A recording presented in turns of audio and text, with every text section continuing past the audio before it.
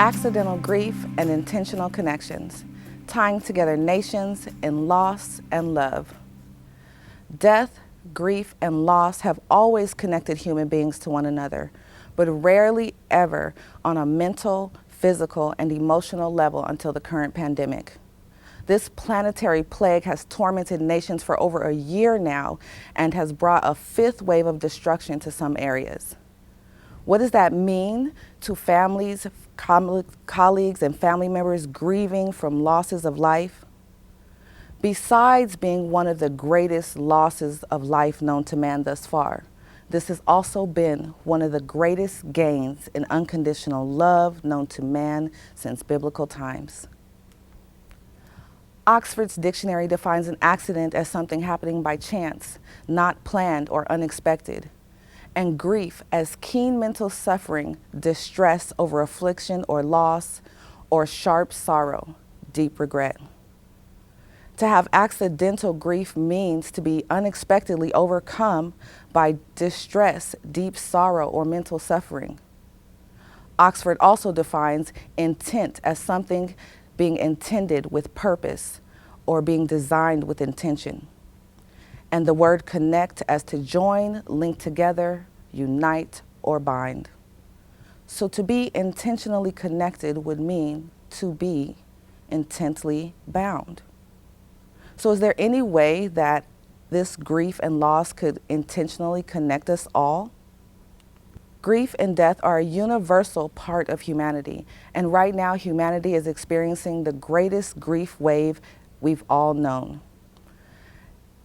This pandemic has simultaneously thrown us into a grief wave in which we have all experienced at one time. Currently, we have a population of 7.9 billion people on Earth, and of them, 151 million have been infected by COVID-19. Consequently, we have lost 3 million lives to the deadly disease in the past year and a half. Mahatma Gandhi once said, "For unity to be real, one must withstand the severest strain." Now take a look at your life. What severe strains have you been able to withstand recently? Currently, we are all withstanding the strain from the pandemic of COVID-19, and we can all say that we have learned a little bit more about grief and loss, even if we didn't acknowledge it before. But outside of a pandemic, when do these things intersect? Well, we often mourn the life of others and the loss of life for many reasons, but generally at separate times. But now that is not the case.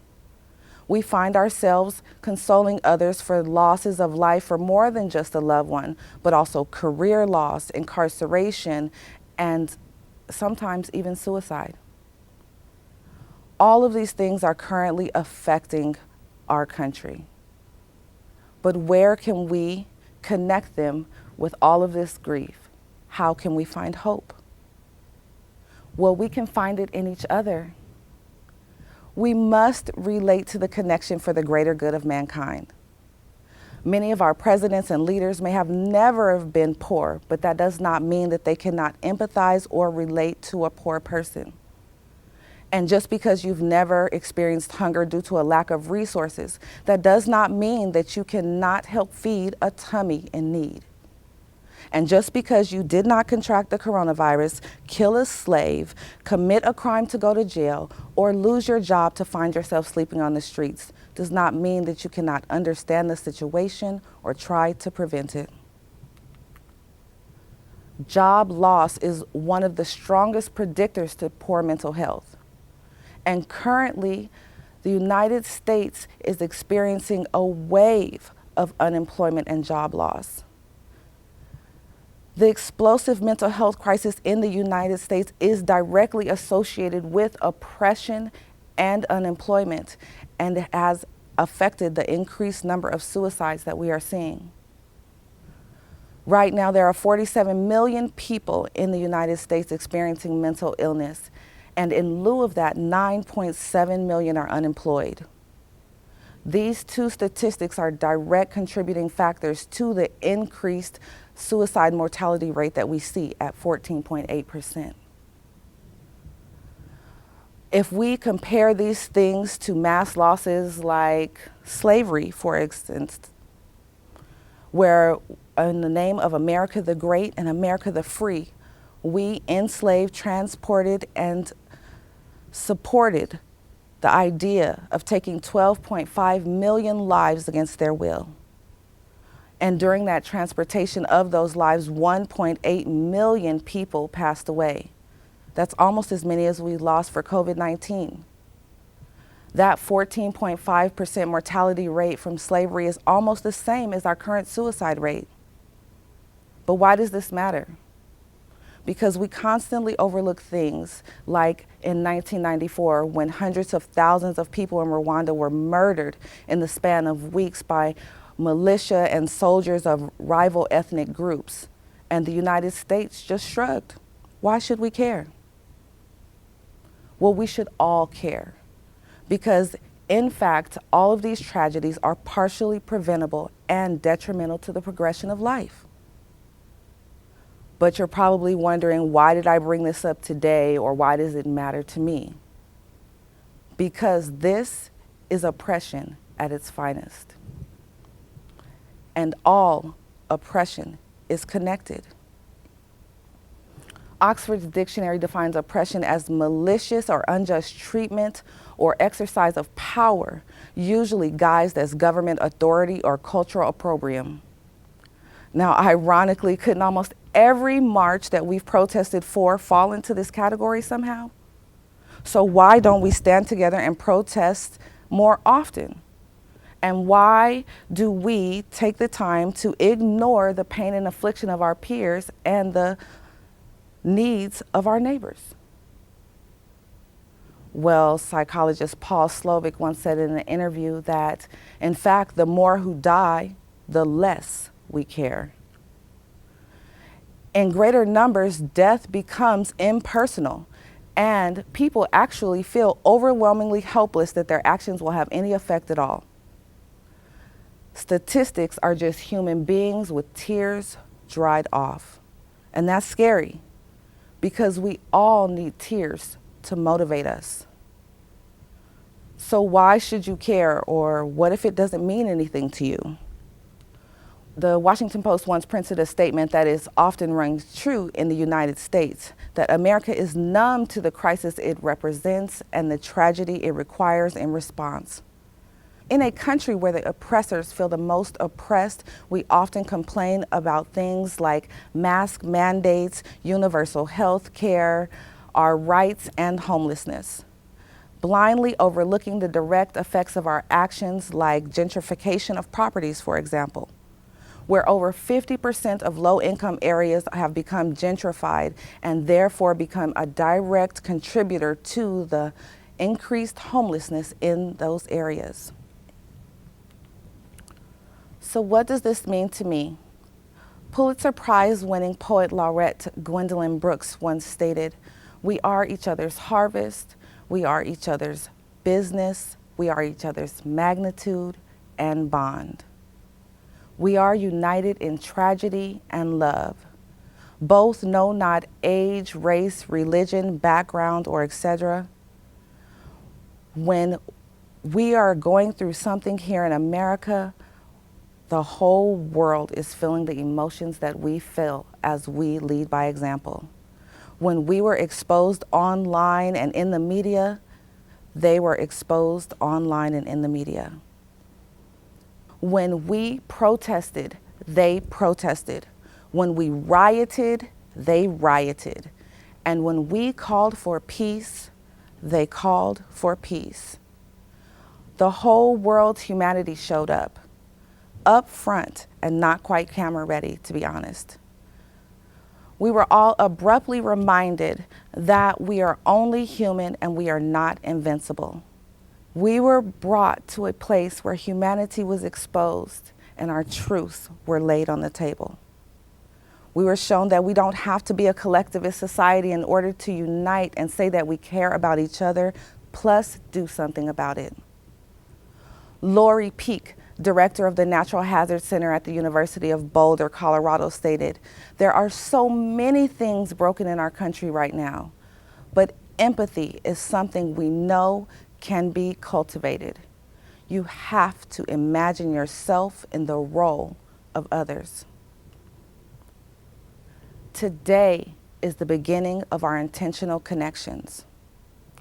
In psychology and the humanities, we often hear of death and life and wonder what happens or if there's anything beyond what we see. These conversations of life and death often tie back to reincarnation, heaven versus hell, and quite often, God. And during these talks, life is often tied to death with things like a baby being born after someone passes away, or an angelic spirit bestowing blessings and protections over family members, or even bringing back the dead at times. But what do all of these instances have in common? Is the grief associated with the loss. Now, for some, the grief may be greater than others, but it is not a competition. It is a time for compassion and healing. Do not be discouraged by the great loss of life, but remain encouraged by the unification shown as we power through life together. I'll say it one more time just in case you didn't hear me. Do not be discouraged by the great loss of life, but remain encouraged by the unification and support shown as we power through life together. We are all in this together. We are here surviving, healing, and progressing.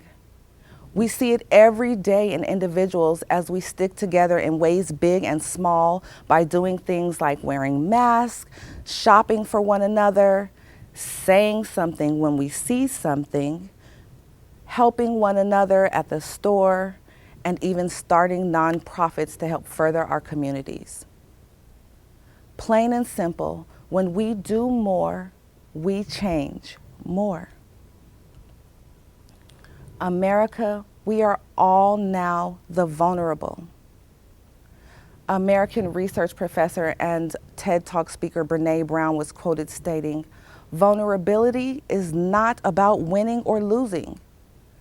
It is having the courage to show up and be seen when the outcome is unknown. Vulnerability is not about weakness. It is our greatest measure of courage." Right now, America, we are all vulnerable. And we have shown this vulnerability in so many ways. Right now, we can think of many protests for silent losses that are normally overlooked for racism, police brutality, and even gun violence. Lives have been lost for women, children, and immigrants due to government oppression, human trafficking, and domestic violence. But we have all been able to come together in the midst of this loss. America has shown its weaknesses and vulnerability, exposing our truths and making us more relatable to other countries. Subsequently creating intentional, but not forced, connections through our personal grief and other moments of division and togetherness. So how do we move forward together? Well, moving forward together is intentional progression. Dr. Martin Luther King stated, "If you cannot fly, then run. And if you cannot run, then walk. And if you cannot walk, then crawl. But by all means, keep moving." So how can we keep moving forward together as a nation? And where do we go from here as our country comes back to normal? What is the new normal?